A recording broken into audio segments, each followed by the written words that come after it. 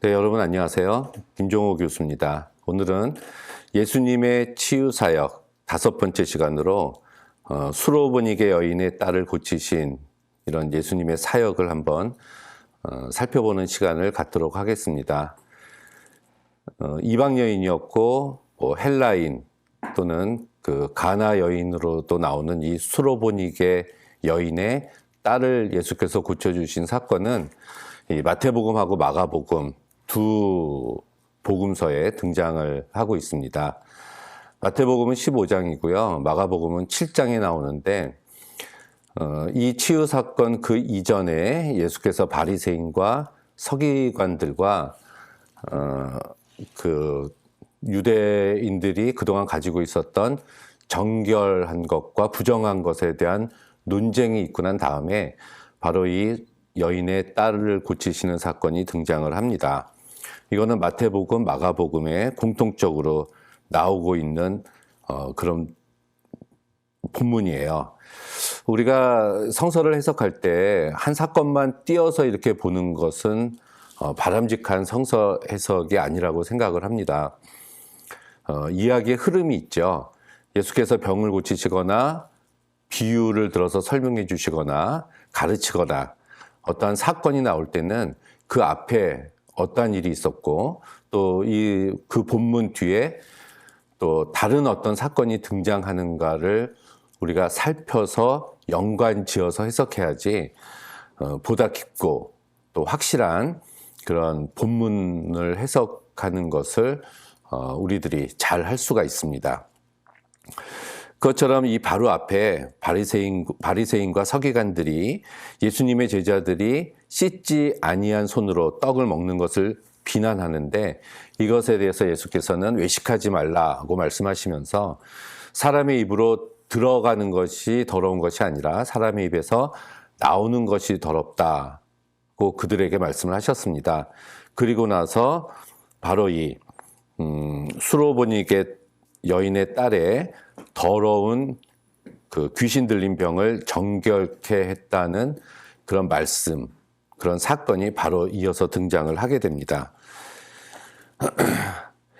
예수께서 그 유대인들이 흔히 부정하다고 여기는 이방 여인과 예수님께서 대화를 함으로써 바로 앞에서 언급한 음식을 포함해서 어떤 특정한 사물이나 이 사람들, 종족, 부정한 것이 아니라 인간의 마음이 부정하다는 것을 이 여인의 딸을 고쳐주심으로써 실천적으로 보여주셨다는 것을 우리는 알 수가 있고 그렇기 때문에 이 두 가지 사건은 서로 연결되고 있다는 것을 우리는 알 수가 있습니다.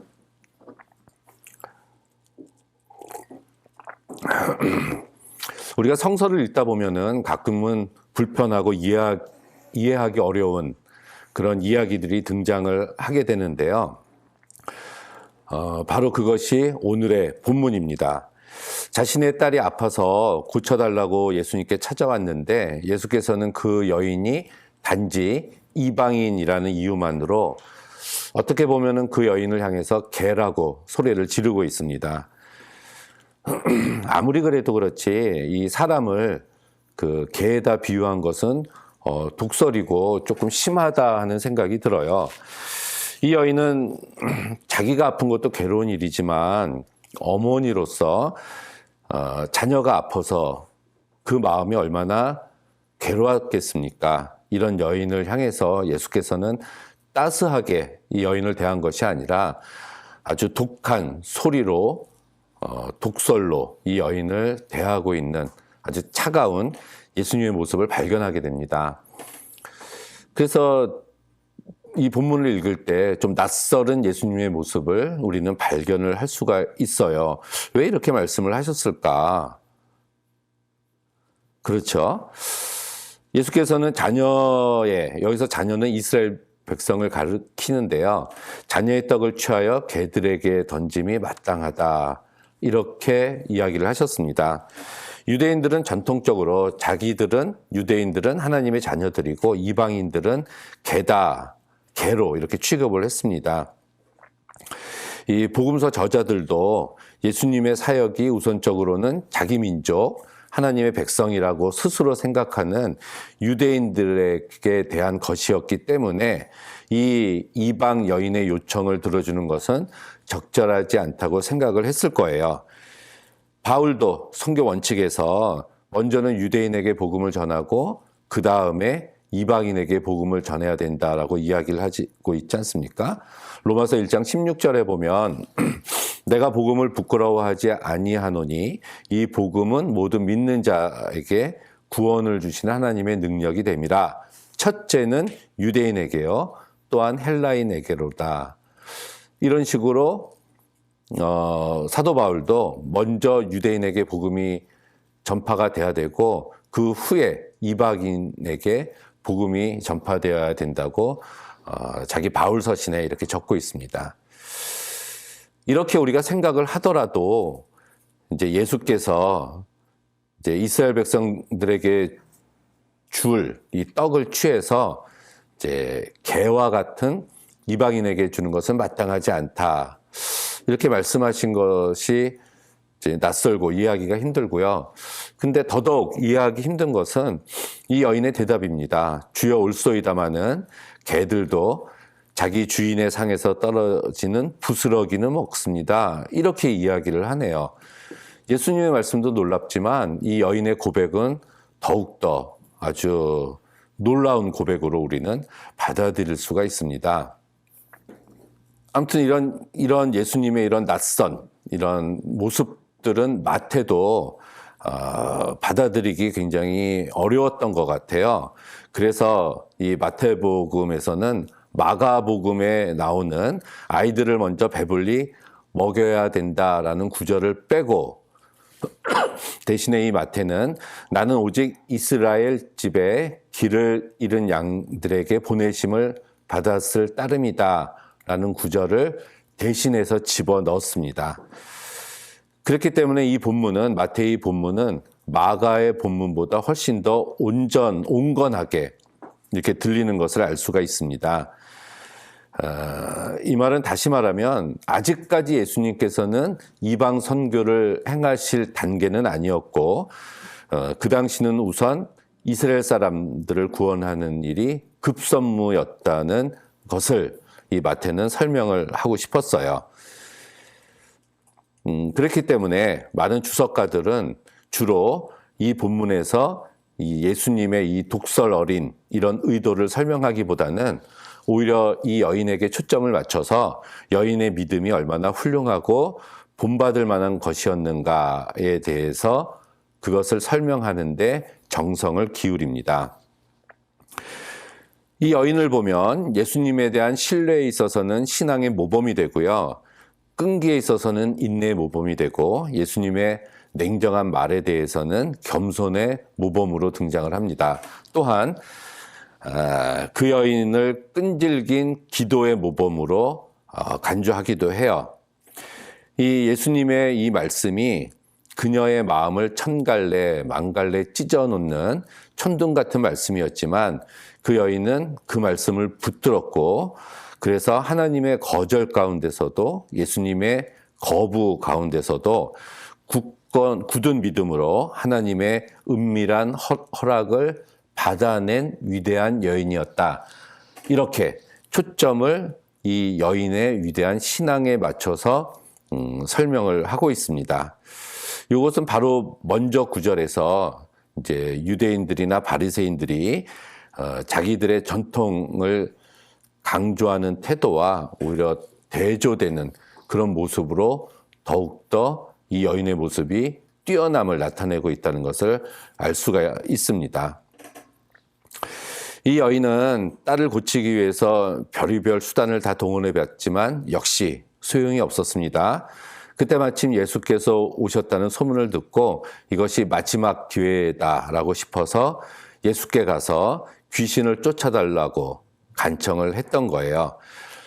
그런데 아까 우리가 살펴봤듯이 예수께서는 뜻밖에도 아주 우리가 예상할 수 없는 이런 대답을 하십니다. 아이들, 자녀들, 이제 이스라엘을 먼저 배불리 먹여야 된다. 그리고 이스라엘에게, 아이들에게 먹을 빵을 집어서 개라고 이야기하고 있는 이방인들에게 던져주는 것은 옳지 않다. 이렇게 말씀을 하십니다. 마테마가 동일하게 이야기해주고 있는 말씀이죠.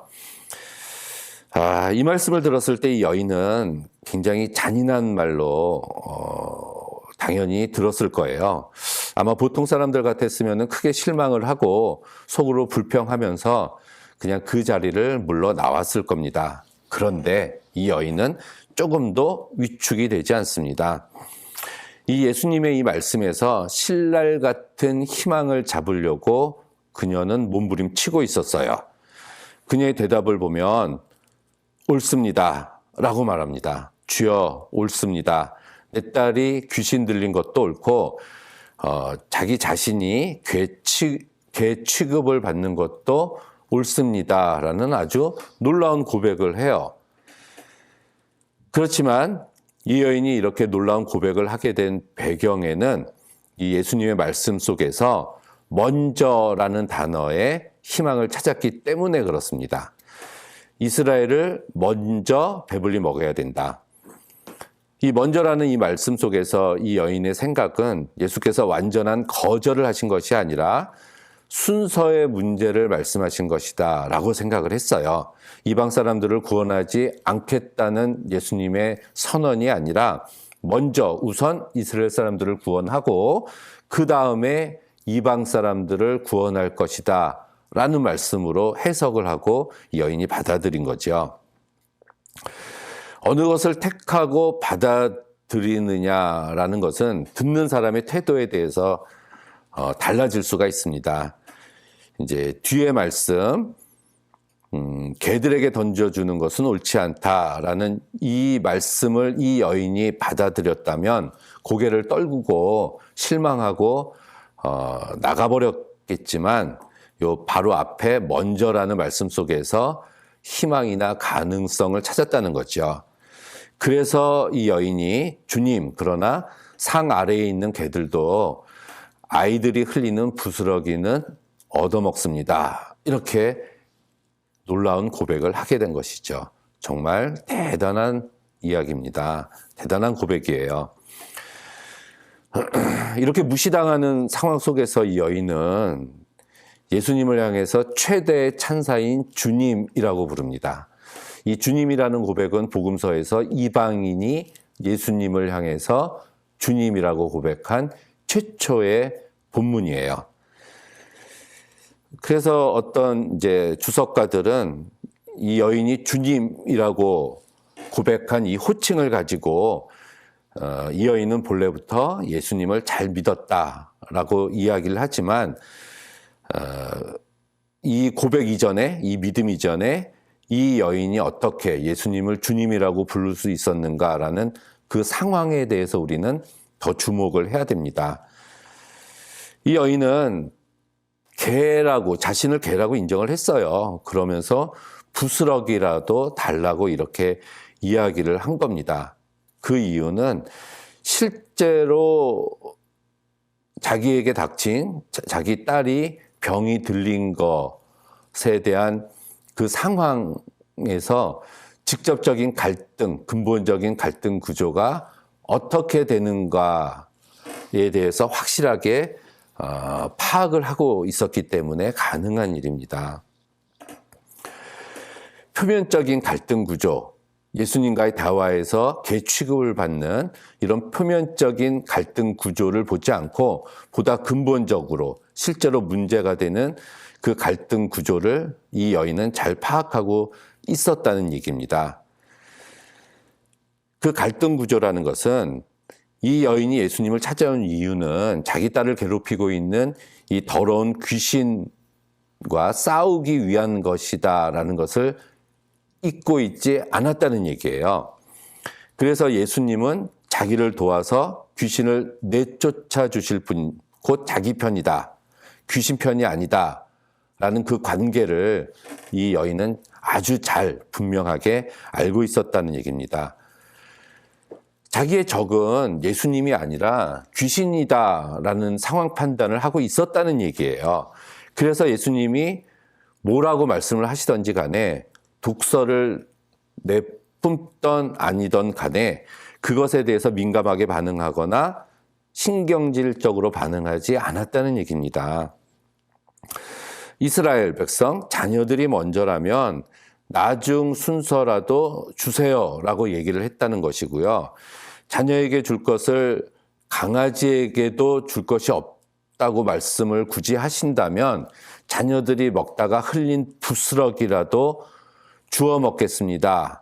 그것까지 못하게 할 수는 없지 않습니까? 라고 이야기를 한 거예요. 이 여인의 이 놀라운 고백은 그 누구도 반박할 수 없는 논리적인 것이었습니다.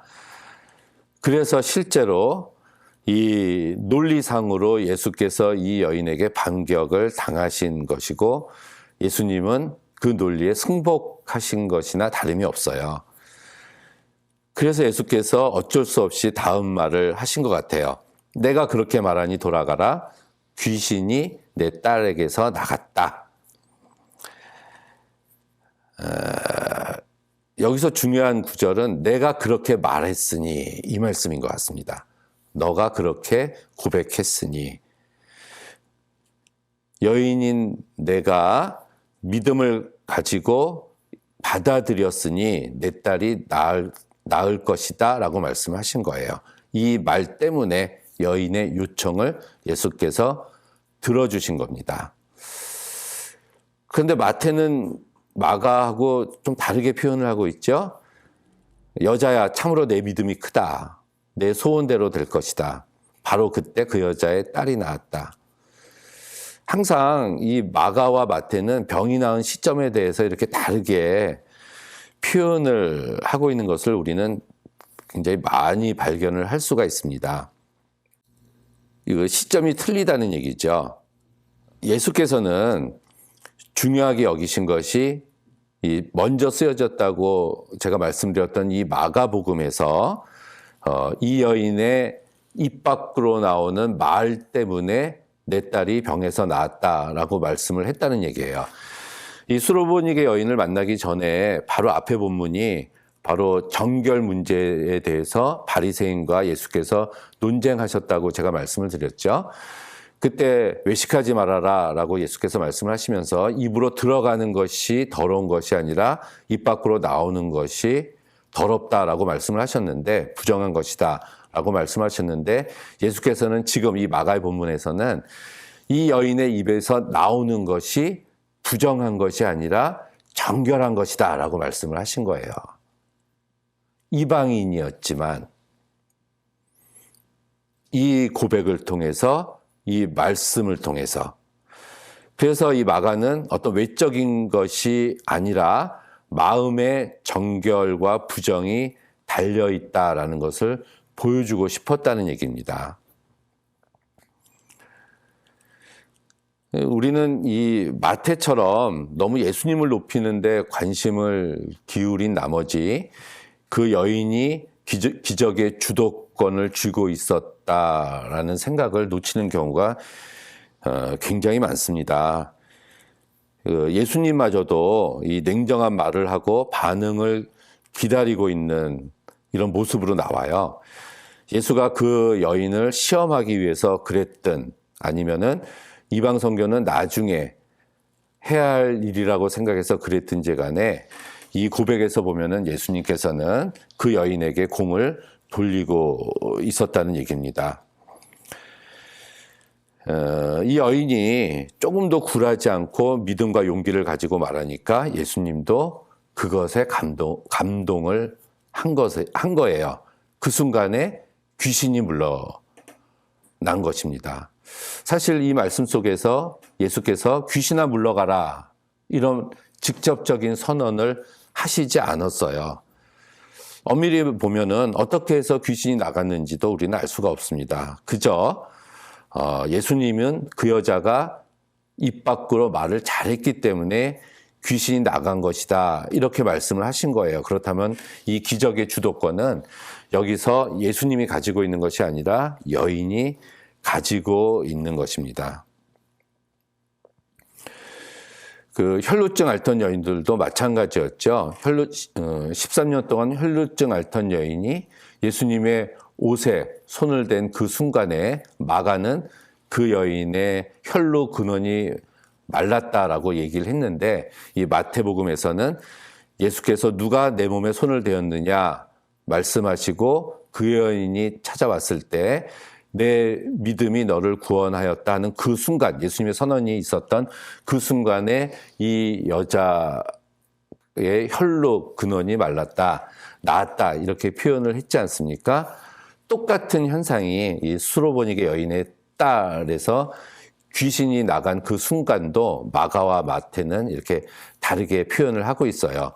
마가는 이 여인이 그 고백을 한 그 순간에 나갔다는 거고, 마태는 예수께서 네 믿음이 크다 하고 선언하신 그 순간에 귀신이 나갔다, 이렇게 이야기를 하고 있습니다. 오늘 우리에게도 또 다른 모습으로 더러운 귀신들이 우리의 자녀들이나 또는 우리의 가장 사랑하는 사람을 사로잡고 있을 수 있어요. 그때 우리가 그 귀신을 이기고 이 수로보니게 여인과 같이 기적을 일으킬 수 있는 비결이 무엇인가 우리는 살펴봐야 합니다. 그것은 문제의 본질을 바로 보는 거예요. 아까 갈등 구조가 무엇이었는가 했을 때 이 여인은 예수님과 자기가 싸울 필요는 전혀 없고요. 더러운 귀신과 상대해야 함을 잘 알고 있었고, 예수님이 그 문제를 해결해 주실 수 있는 유일한 분이다라는 이런 상황을 잘 파악하고 있었기 때문에 예수님의 그 말씀에 대해서 조금 더 섭섭하게 여기지 않았다는 얘기입니다. 문제를 바로 봐야 된다는 얘기예요. 조금의 창피함, 조금의 모욕에 얼굴을 붉히면서 돌아서면 안 된다는 얘기입니다. 개라는 말을 듣고도 끄떡도 하지 않았던 이 수로보니게 여인의 믿음을 우리는 가져야 됩니다. 창피함, 모욕을 극복하고 오히려 작은 희망이라도 붙들고 예수님한테까지도 막 대들면서 논박을 하고 설득을 할 정도로 끈질김과 그런 용기를 가져야 돼요. 그 순간에 귀신은 멀리 달아나는 것입니다. 이 여인의 딸의 병을 예수께서 치유하시고 난 다음에 바로 이어서 이 마가복음에서는 귀먹고 어눌한 자를 고치시는 사건이 나옵니다. 이것은 우리가 다음 시간에 할 거예요. 그리고 나서 7장 다음 8장에서는 그 예수님 주변에 모인 백성들이 배가 고픈 것을 예수께서 아시고 떡 7개와 물고기 2마리로 4,000명을 먹이신, 그리고 7 강주리가 남은 이 사건이 마가복음 8장에서 바로 이어져서 나옵니다. 이것을 보면 이 떡이라는 것과 지금 이 흐름에서 계속 관련이 되어 있는 것을 우리는 찾아볼 수가 있습니다. 이 여인이 찾아와서 그 자신의 딸을 치유해 달라고 하면서 얘기를 했을 때 예수께서는 떡을 비유로 말씀을 하셨잖아요. 자녀들에게 먼저 떡을 줘야 된다. 부스라기 막 이렇게 얘기하면서요. 근데 이 마가복음의 문맥에서 보면은 바로 이 사건, 이 본문 바로 앞에 마가복음 6장에 오병이어의 사건이 나오고, 이 여인의 딸을 고치고 난 그 이후에 8장에 칠병이어라고 얘기하는 사건이 나오고요. 또 바로 앞에 제가 계속 지금 말씀드렸던 음식의 부정에 관한 기사가 나오고, 바로 그 뒤에 이 또 떡에 관한 논쟁 기사가 한 번 더 나옵니다. 마가복음 8장 14절에서 21절에요. 그래서 요 떡과 관련된 이야기가 계속해서 나오고 있어요. 먹을 것에 대해서. 요 마태복음을 보면은 이 여인의 딸을 고치신 후에 예수께서 갈릴리 호숫가 근처 산에 올라가서 사흘 동안 병자들을 고쳐주시고 말씀으로 사역을 하십니다. 그 일이 다 끝나고 나서 사흘이 지나고 나서 사람들을 집으로 돌려보내야 되는데 돌아가는 이 사람들이 허기가 져서 기진해서 쓰러질까 봐 예수께서 긍휼히 여기셔서 너희들에게 떡이 몇 개가 있느냐라고 이렇게 묻습니다. 마가복음, 마태복음 똑같이 나오죠. 그때 제자들은 떡 7개와 생선 2마리가 있다. 그래서 이렇게 유명한 그리고 4천 명을 먹였다는 그 칠병이어의 사건이 나옵니다. 오병이어에서는 5천 명을 먹이고 나서 12광주리가 나왔다 이렇게 나오고요. 이 칠병이어에서는 4천 명을 먹이고 나서 7광주리의 떡이 남았다 이렇게 나오네요. 그래서 저는 이게 좀 궁금했어요. 왜 남았을까? 그래서 우리가 식당에 가서 식사를 하거나 뭐 이랬을 때도 다 먹어야 되지 않습니까? 음식물 쓰레기가 나오면 안 돼요. 우리가 다 먹어야 됩니다. 남기면은 안 되죠. 예, 남기면 안 돼요. 다 먹어야 돼요. 그런데 남았어요. 오병이어에서는 12광주리가 남았고 이 칠병이어에서는 7광주리가 남았는데 그것도 차게 거두었다. 아주 많이 남았다. 가득 남았다. 7광주리. 이렇게 나옵니다. 왜 남았을까? 왜 남았을까? 이거는 우리가 마태복음 16장, 요 사건은 마태복음 15장이고요. 요 다음에 16장의 몇몇 구절들을 보면 우리가 그거를 찾아볼 그 이유를 우리가 조금 짐작해 볼 수 있는 구절들이 나옵니다. 마태복음 16장 6절에 보면 먼저 바리새인과 사두개인들을 향해서 누룩을 조심하라 이런 말씀이 나오고요. 이어져서 떡 5개와 5천 명을 먹이고 죽은 것이 몇 바구니였느냐라고 9절에 말씀하시고 또 떡 7개로 4천 명을 먹이고 죽은 것이 몇 광주리인 것을 너희는 기억하지 못하느냐. 이렇게 예수께서 이 마태복음에서 남은 것이 몇 광주리냐 몇 바구니냐 이런 말씀을 계속해서 하세요. 그러면은 남은 것에 대한 어떤 이야기를 예수께서 하시려고 하셨다는 이야기가 되겠죠. 이렇게 남은 광주리에 대한 이야기를 예수께서 반복적으로 제자들에게 질문하신 이유는 이 흐름상 이 수로보니게 여인의 딸을 고친 사건과 관련이 있기 때문에 그렇습니다.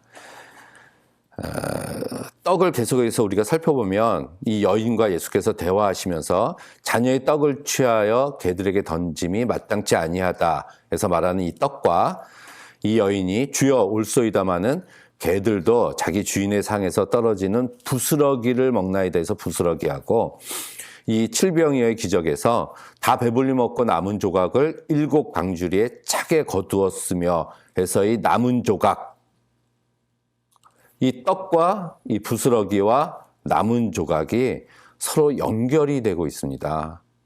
같은 이야기를 하고 있다는 얘기예요. 자, 이 말을 좀 더 풀어서 해석하면 이게 마태복음에 나오는데요. 마태복음의 그 공동체들은 유대인들이었다라고 제가 말씀을 드렸습니다. 유대인들이 주를 이루고 있었던 이 마태 공동체는 이 칠병이의 기적을 통해서 남은 7광주리를 보고 바로 전에 있었던 수로보니게 여인과 대화하셨던 예수님의 말씀들 그리고 그 사건들을 기억해냈을 거예요. 아, 예수께서는 이스라엘의 잃어버린 양들을 먼저 먹이고 난 다음에 이스라엘의 자녀들이 먹고 그 다음에 개가 이방인이 부스러기를 먹는다.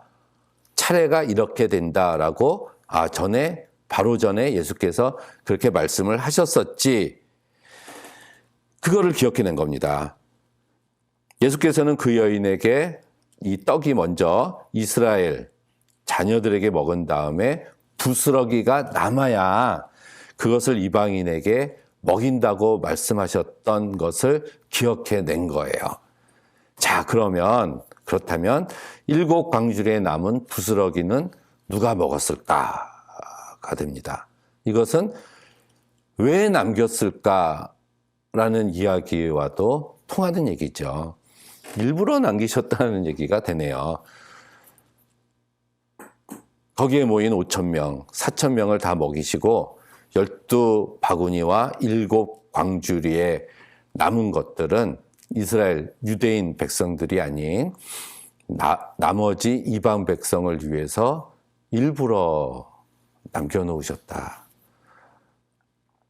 말씀이 됩니다. 그래서 이 부스러기는 그렇다고 이 부스러기가 아닙니다. 이것도 완전한 거예요. 12바구니 10이라는 숫자도 완전한 숫자고요. 하나님께서 7일 동안 세상을 창조하셨듯이 7이란 숫자에 나온 7광주리도 완전한 숫자입니다.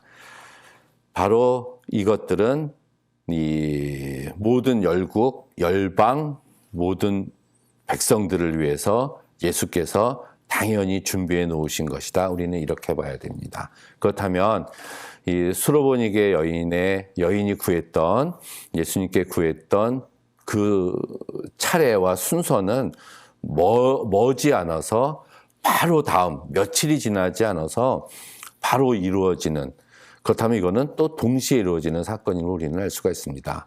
사도행전 1장 8절에 오직 성령이 너에게 임하시면 권능을 받고 예루살렘과 유다와 사마리아와 땅끝까지 이르러 내 증인이 되리라. 거기서도 먼저 예루살렘 복음을 전하고 다 끝나고 난 다음에 유대하고, 그리고 난 다음에 이방인 사마리아 지역하고, 그 후에 온 땅에 복음을 전한다는 내용이 아니라 거기서의 동사의 시제는 동시형입니다. 동시에 이루어진다는 얘기예요.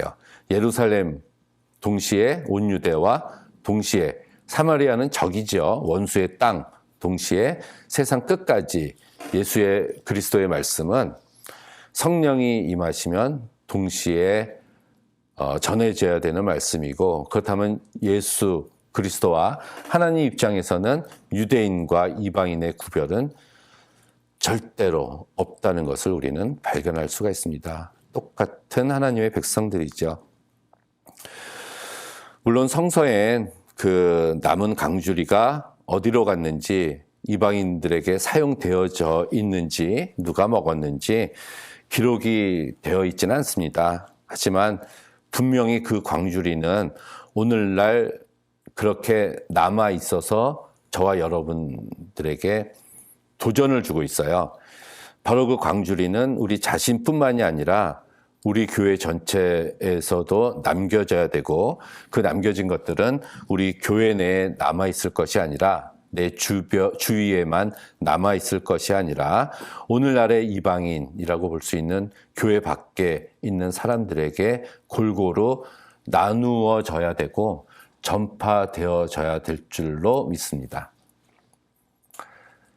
네, 오늘은 여기까지 하고요. 이 말씀을 통해서 많은 도전과 위로와 하나님의 사랑이 전해지는 깊은 순간이 되기를 간절히 바랍니다. 감사합니다.